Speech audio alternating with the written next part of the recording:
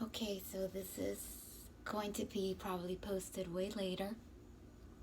Today is July 21st, 2018. And I don't know, it might be like 3 something a.m. in the morning. I was meditating because I couldn't sleep.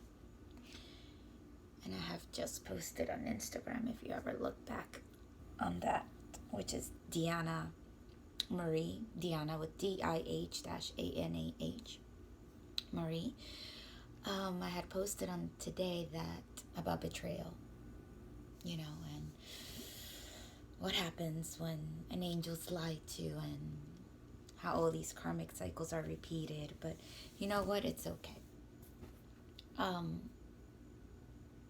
the more and more I go through this process of living in humanity and enjoying the greatness of and that balance, of material life and spirituality, because I find spirituality to be the reason why we're here. But it's like a very good like dance, so you can balance this life, and I'm learning how to do it. I'm getting way better at it. So it reminded me how you can call that. So many people hear the phrase awake. People are awakening, spirituality, and it's really hard to explain what that concept is to someone who is not going through the process. They're like, awake, like when you wake up in the morning and from sleeping at night, not that kind of awake. But yes, when you wake up from sleeping throughout your life. When I had graduated college and I went back to New York City, because I'm from the Bronx, and I was beating the pavement, and this is just a short story, but it's leading to a point of when you wake up. Where, how, trying to explain that to someone. Well, I was in New York City and I had little part-time gigs here and there because I was doing my acting thing, my performance thing. And I remember sitting one day because I had this really good boyfriend, and my high school sweetheart, my college sweetheart, who has played a major role in my life because he was what I call a young love for me. And I was waiting for him outside his firm, his law firm. And as I waited, I was just sitting on the steps, and I saw the hustle bustle of New Yorkers going back and forth, back and forth, back and forth. I mean, it was like kind of like if we're in a matrix, right? And all this energy is flowing back and forth, but no one is really paying attention. Which is funny because it's kind of like the movie The Matrix. And then you see the lady in red, and you have Morpheus and you have Neo who are observing it.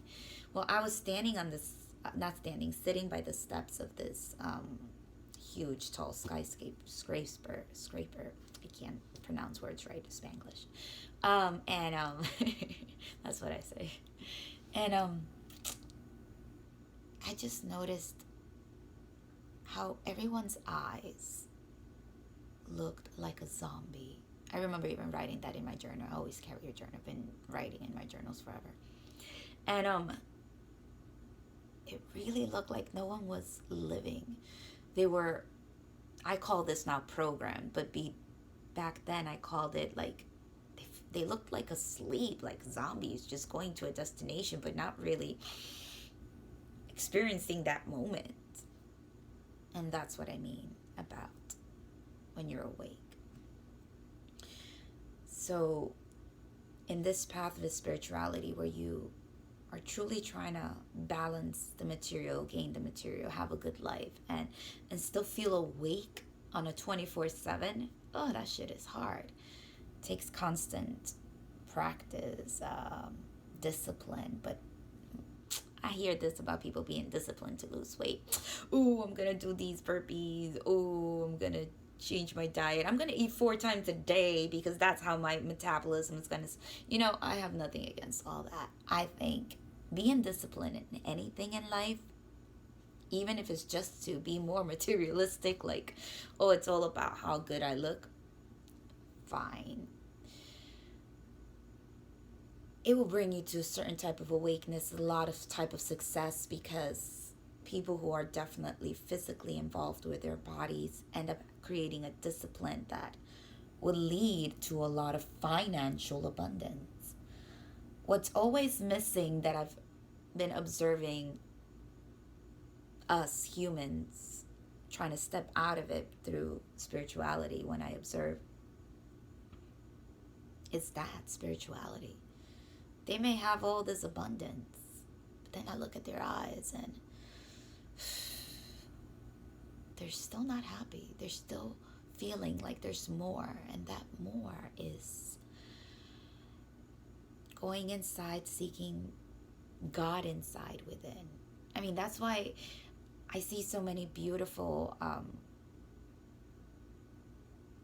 Christians. I'm a Christian too, but I'm a spiritual Christian. It's quite different. I'm a Buddhist too, if you think about it. And I'm a Hinduist too, because it's spirituality.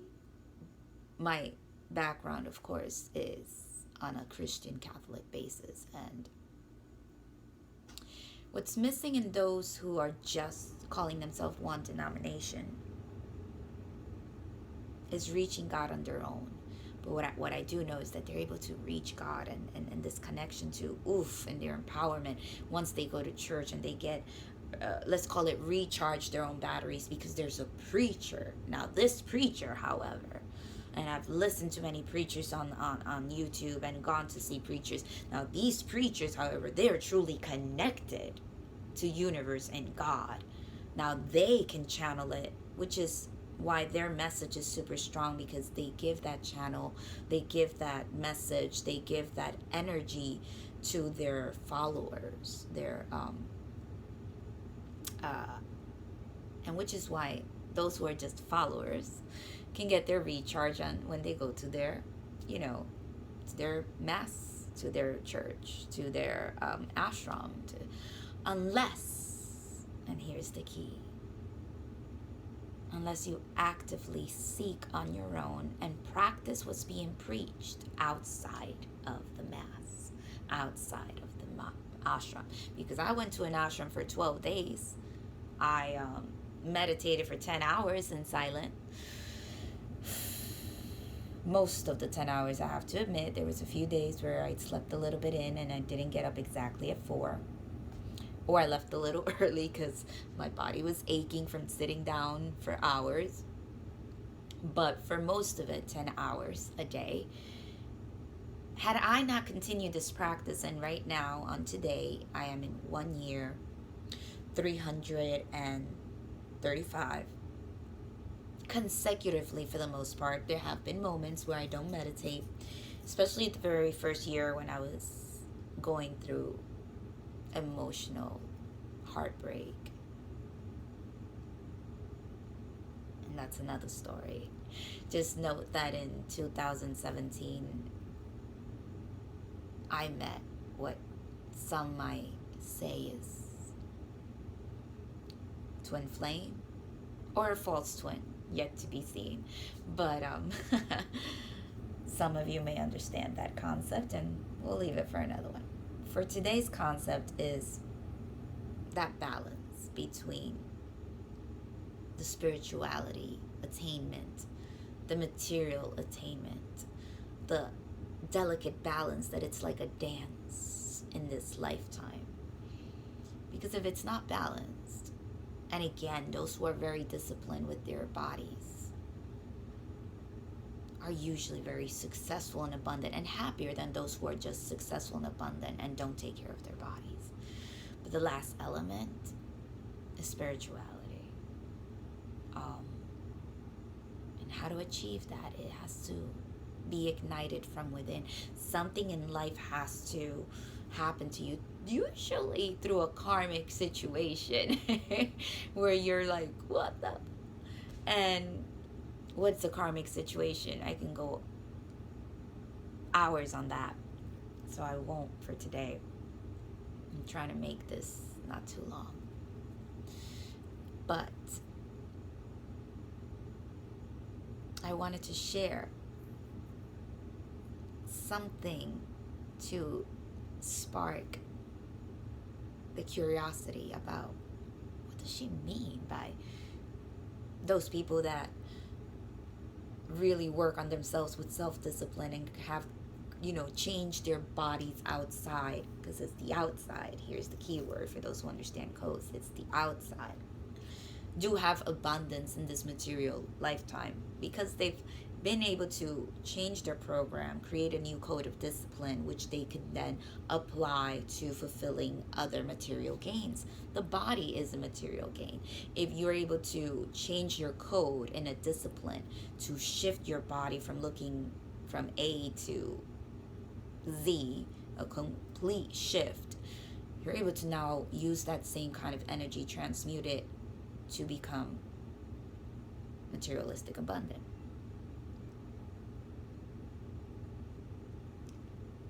When you get all that, the question is, what now? Now, some people are super happy just by getting all that, and that's great. There's others, and I'm one of them, and I knew I was one of them even before I was awakened. And I can tell you I was one of them because at 21, my beautiful boyfriend gave me my first Coach bag and this diamond watch, and everything was like all material. And even though I had not started my spiritual journey, I was still just acting and dancing. Yoga had not begun. I remember looking at these presents. I was like, something's wrong. Well, I don't care about these things. I wanted more. I couldn't verbalize it because I didn't know what I wanted. Of course, 2006, I ran into yoga and spirituality. I was like, that's what I've always wanted. A gift that means more than just material. A gift that's an experience of expansion and of my own ascension. So gifts that create experiences usually are that. Of course, I couldn't verbalize that to him. I had no idea what I wanted. I just knew that everybody around me loved what I got except me, and I couldn't figure out why I should be super happy. And it's not because I didn't love him. It's because the gifts were not a true worth of me. I'm more than just diamonds. I'm more than just a Coach bag. I'm more than just, I don't know. I am more. And I wanted to experience more. That's why we broke up, never got married, all that stuff. But trying to wrap this up.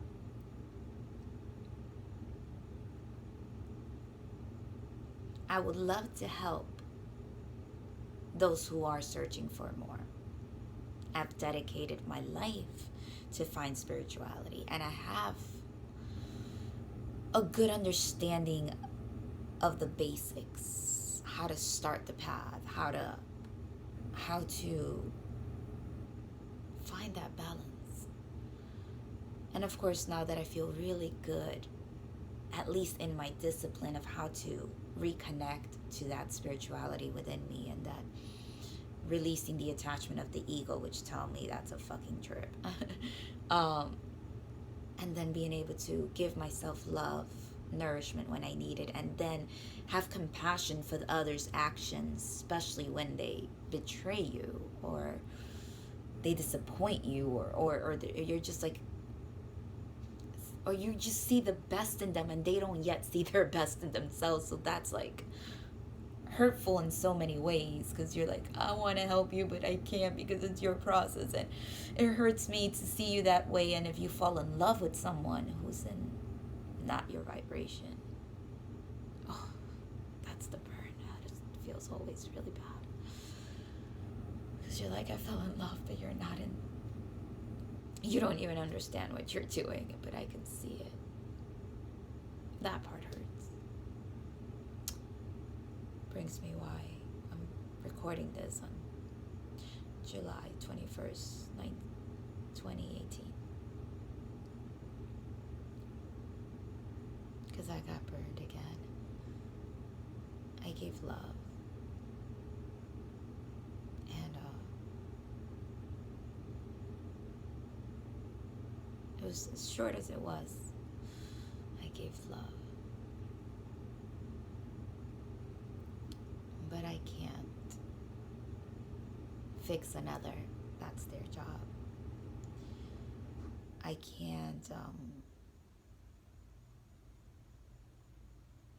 can't even try to fathom or give them the understanding of why they choose lies as opposed to truth, or why they can't take responsibility and own up.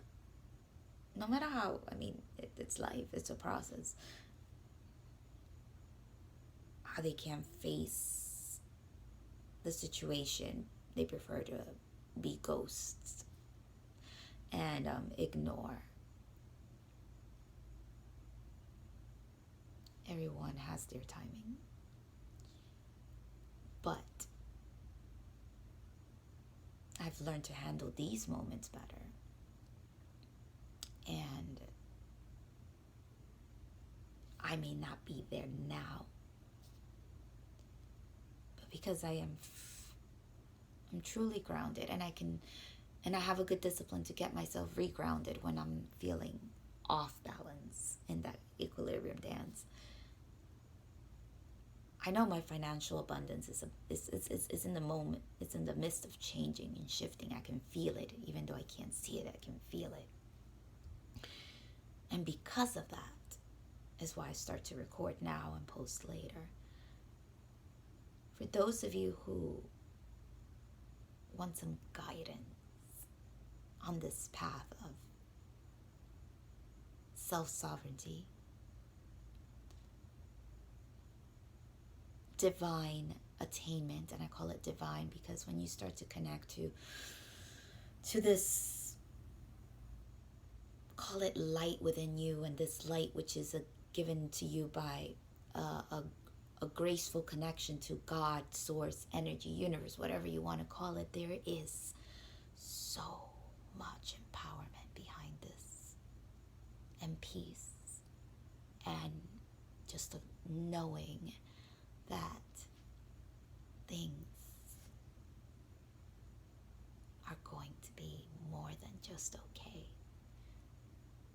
It's a confirmation that you know when you're in the right path.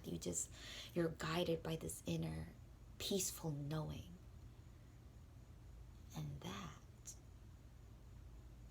is bliss in the moment, in the everyday action, not just in a posture, which I've experienced bliss in a posture.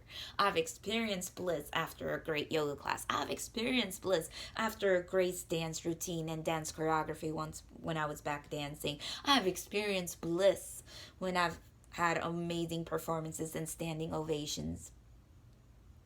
Yeah, we'd have standing ovations. Those were nice days. Nice moments back in acting times. To experience that kind of connectedness just by breathing and meditating, and even that connectedness when someone says something to you or doesn't say something to you, but you can bring yourself back to that connection that, man, the universe has my back, God has my back. This whole shit about karmic cycles and karma is so true. I don't have to worry about anything. I just have to worry about one thing. I have to worry about me and my integrity and what I do. Not only what I do, what I think. Discern my thoughts. I'm not perfect, but I can discern when my thought is going to the negative. Especially the negative about someone or a situation. And I can flip it, redirect it, and find appreciation because I am growing and expanding. And and truly being blessed with more compassion, of wishing well to others who don't even know what they do. This is why that phrase, God forgive them, because they don't even know what they do, and I'm not quoting it right, but I'm definitely getting the meaning in straight, is so important, because that is the compassion of reconnecting to a divine source, which is universe, God, that you are in your right path when you can say that and truly believe it, and you know everything is going to work out to your highest good. That's powerful. On that note, I don't know when I'm posting this, probably sooner than sooner. I say peace and good night, because my voice is still in the sleepy kind of phase. Thank you, and most importantly, I appreciate whoever is listening, and I appreciate if just one person gets this coded message and something happens and it creates a ripple effect, because I am guided to start sharing my path as I am in the moment. I'm not pretending I'm anything else than I am right now, and whatever I am at the moment is what you're going to connect to if it resonates to you. I don't do tarot cards, although I enjoy their readings and I follow people. But I do speak truth. And I do know how to connect to the body with movement. And I do know how to spark the subconscious with words. I call it spoken word or poetry, or sometimes just a simple conversation, and other times in a guided meditation. Peace to all. Namaste. Metta to all. Sweet dreams.